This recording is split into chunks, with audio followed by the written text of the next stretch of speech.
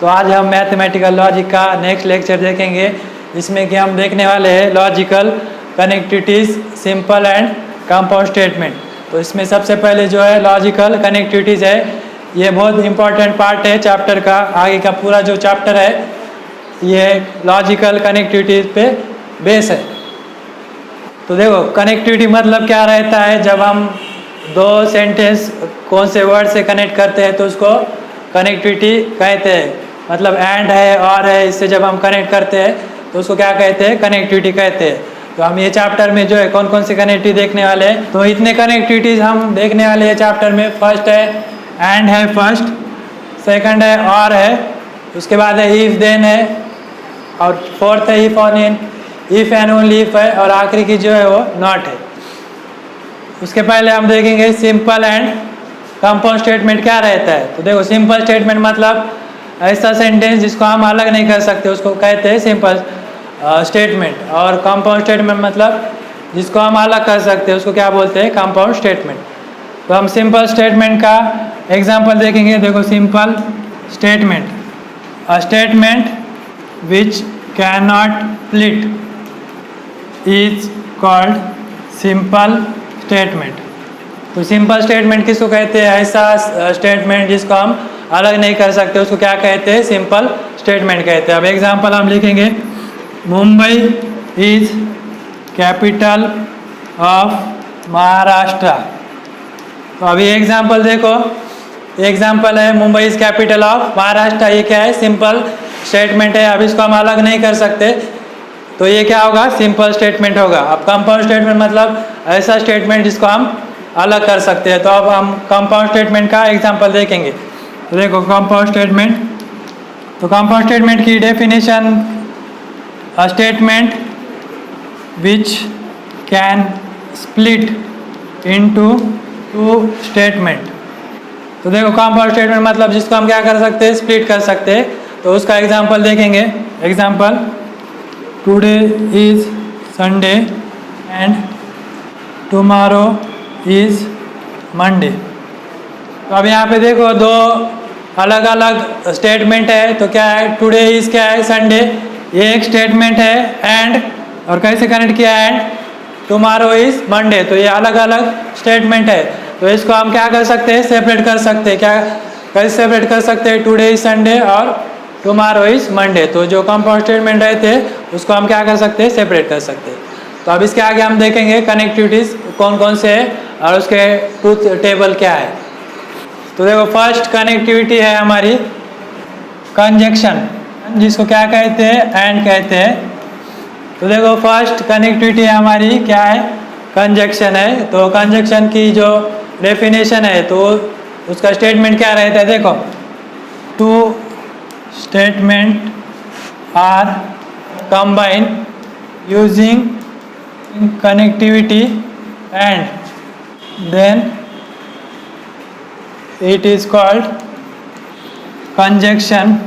तो देखो दो स्टेटमेंट जब हम लेते हैं और उसको कैसे कनेक्ट करते हैं एंड से, तो उसको क्या कहते हैं, कंजक्शन कहते हैं। तो सपोज हम क्या लेते हैं, पी और क्यू दो स्टेटमेंट लेते हैं। Suppose P small Q are two statements, then conjunction of P and Q is denoted by. तो देखो जब हम P और Q दो स्टेटमेंट लेते हैं तो कंजक्शन P और Q का कैसे डिनोट करते हैं, P एंड Q, इससे डिनोट करते हैं। कैसे, ये सिंबल से, P and Q। And read as, उसको कैसे पढ़ते हैं, read as P conjunction Q और P एंड Q। तो देखो कंजक्शन जब हम दो स्टेटमेंट को कैसे कनेक्ट करते हैं एंड से, तो उसको क्या कहते हैं, कंजक्शन कहते हैं। और अगर सपोज हमने P और Q दो स्टेटमेंट ले लिए, स्मॉल p और स्मॉल q, तो उसको कैसे डिनोट करते हैं, ये सिंबल से। तो आपको जो है ये सिंबल याद रखना है कि कंजक्शन का सिंबल क्या है और उसको कैसे पढ़ते हैं, P कंजक्शन Q पढ़ते हैं, या आसान आपको याद रखना है तो P एंड Q पढ़ सकते हैं। तो अब इसके आगे हम इसका टेबल देखेंगे, एंड का truth table. Truth table for and या उसको कंजक्शन। तो देखो ट्रूथ टेबल फॉर एंड या कंजक्शन के लिए, तो देखो टेबल आपको याद रखना है, कैसे टेबल में लिखना है। तो देखो लिखते हैं, सबसे फर्स्ट कॉलम में P, दूसरे कॉलम में Q और आखिरी के जो कॉलम है उसमें P एंड Q।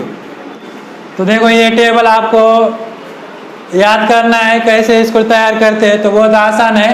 तो फर्स्ट क्या करना है, P का जो कॉलम है उसमें 2 बार T 2 बार F। देखो P का अब जितने भी टेबल आएंगे आगे के, उसमें P के जो कॉलम है उसमें 2 बार T 2 बार F, और Q का जो कॉलम है उसमें 1 बार T 1 बार F 1 बार T 1 बार F।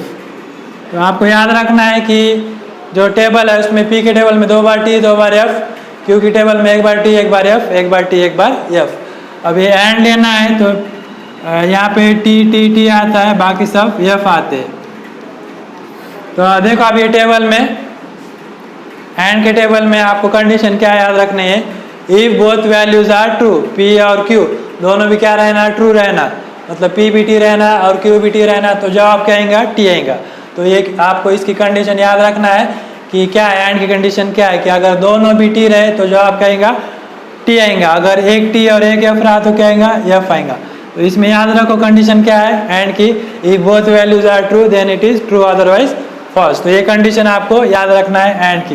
क्या कंडीशन है, यहाँ पे कंडीशन आपको याद रखना है, if both values are true then it is true otherwise false. तो देखो ये मेन कंडीशन है, आगे का जो पूरा चैप्टर है ये टेबल पे ही बेस है। तो आपको क्या करना है, याद रखना है कि कंडीशन क्या रही थी एंड की, और की, कंजंक्शन और डिसजंक्शन की। तो इसके आगे हम आगे टेबल देखेंगे और का, डिसजंक्शन या उससे ब्रैकेट में हम लिखेंगे क्या कहते हैं, और। तो देखो डिसजंक्शन है, डिसजंक्शन मतलब जब दो स्टेटमेंट कैसे कनेक्ट करते हैं और से, तो उसको क्या कहते हैं, डिसजंक्शन। और वो कैसे डिनोट करते थे, तो अब हम डायरेक्ट ले लेंगे कि सपोज दो स्टेटमेंट ले लेंगे आप, कौन कौन से, P Q R स्टेटमेंट्स, ये दो स्टेटमेंट्स है। देन डिसजंक्शन ऑफ P और Q इज डिनोटेड बाय, तो कैसे डिनोट करते हैं, देखो P और Q। तो याद रखो ये कैसे डिनोट करते हैं, P और Q या P disjunction Q, read as P disjunction Q और P और Q। तो देखो इसको आप दो तरीके से रीड कर सकते हैं, एक तो P डिसजंक्शन Q या P और Q, और इसका सिंबल आपको याद रखना है कैसे, P और Q से। अब इसका टेबल देखेंगे, टेबल फिर से देखो यहाँ पे ट्रूथ टेबल फॉर और, तो आर के लिए ट्रूथ टेबल फिर से देखो वही P फर्स्ट कॉलम में, सेकंड कॉलम में Q। अब कैसे कनेक्ट किया वाला है, और से कनेक्ट किया वाला है, तो P और Q। तो देखो आर का टेबल भी आसान है आपको याद रखने के लिए। फिर से आपको वही कीमत लिखना है जैसे हमने कहीं में लिखे थे, एंड में लिखे थे। तो P के इसमें क्या करना है, 2 बार T 2 बार F, ये 2 बार T 2 बार F। अब Q के इसमें 1 बार T 1 बार F 1 बार T 1 बार F। तो इसमें देखो ये T रहता है फर्स्ट, सेकंड भी T रहता है, थर्ड भी T, आखिरी का F रहता है। तो इसमें देखो और में क्या कंडीशन रहती है, if both values are false then it is false. तो और की कंडीशन क्या है, अगर दोनों भी कीमत क्या है, फॉल्स है, तो क्या जवाब आएगा, फॉल्स आएगा, अदरवाइज क्या आएगा, ट्रू आएगा। ये याद रखो। या दूसरा आप कंडीशन याद रख सकते हैं क्या, कि अगर एक भी कीमत अगर T रही, और के इसमें एक भी कीमत अगर T रही तो जवाब क्या आएगा, T आएगा। तो दोनों में से कौन सी भी कंडीशन आप याद रख सकते हैं कि अगर दोनों भी वैल्यू क्या रहेंगे, फॉल्स रहेंगे, तो क्या आएगा, फॉल्स आएगा, अदरवाइज ट्रू आएगा। तो इसकी कंडीशन आपको याद रखना है, या कंडीशन हम लिख देंगे, if both values are false then it is false, otherwise true.